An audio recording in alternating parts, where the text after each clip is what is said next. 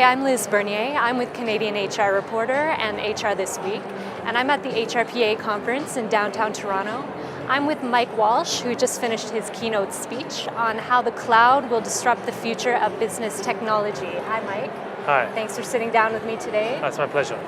Okay, so can you tell us a little bit about your session for the viewers at home? In some ways, I was speaking less about the future of the cloud and technology as opposed to the future of people. As a futurist, I actually find I do less and less work looking at the far future and more looking at the present, because the biggest forces that are changing the way we live, the way we work, the way we think about managing people actually comes down to shifts in behavior. Okay. So what I tried to do for the audience was to chunk down some of the big changes we're seeing in the business world today into a few really actionable questions and points that they can then take forward. And could you tell us what some of those big ones are? One of those Of course. highlights. So I've broken down to 5 ideas. Okay. The first is, what is it going to take to engage the next generation of employees?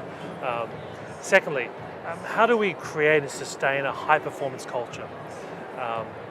Thirdly, how does the cloud actually challenge us to rethink the idea and the structure of the company?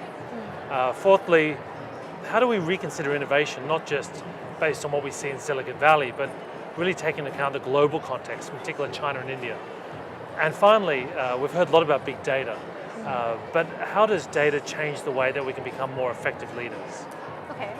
Could we drill into that last one a little bit more? Could you tell me more about that? There's been a lot of hype about big data, and I think sometimes in the rush to talk about data and analytics and all the IT vendors trying to sell people data-driven suites, we lose what that means for us as HR leaders. And what I really spoke about in the presentation was that the first step is that understanding to live in a data-driven enterprise means that we can't just think about what's happening in our own silo. I mean, it's not enough just to measure the performance or engagement or whether people are happy or not. We've got to try to find a way to link data from even things like assessment through to the real performance from the enterprise systems.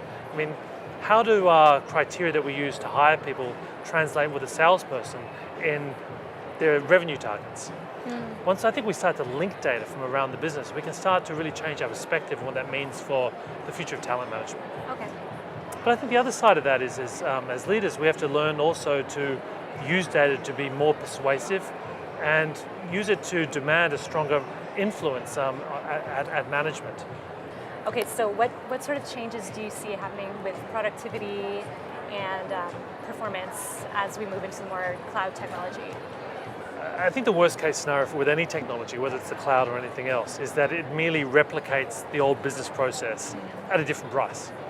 To me, the real value of the cloud is when it starts to challenge the way we think about our organizations. And with any new technology, the minute you start to see more of the transactional elements becoming automated, then the challenge is on us to ask ourselves, how do we and our teams elevate what we do? How do we be more strategic? Some IT vendors say, like, there will be no HR department in the future, it'll all be software. But that's really short-sighted, because yes, there'll be aspects of HR that won't exist in the future because they'll either be outsourced or automated. But still, it takes people to understand people. And the role of HR is going to be more important in the future, not less, as technology takes away the things that really are the least important part of the function today. Okay, well, thank you so much, Mike. I really appreciate you taking the time out today. My pleasure. Thanks a lot. Thank you.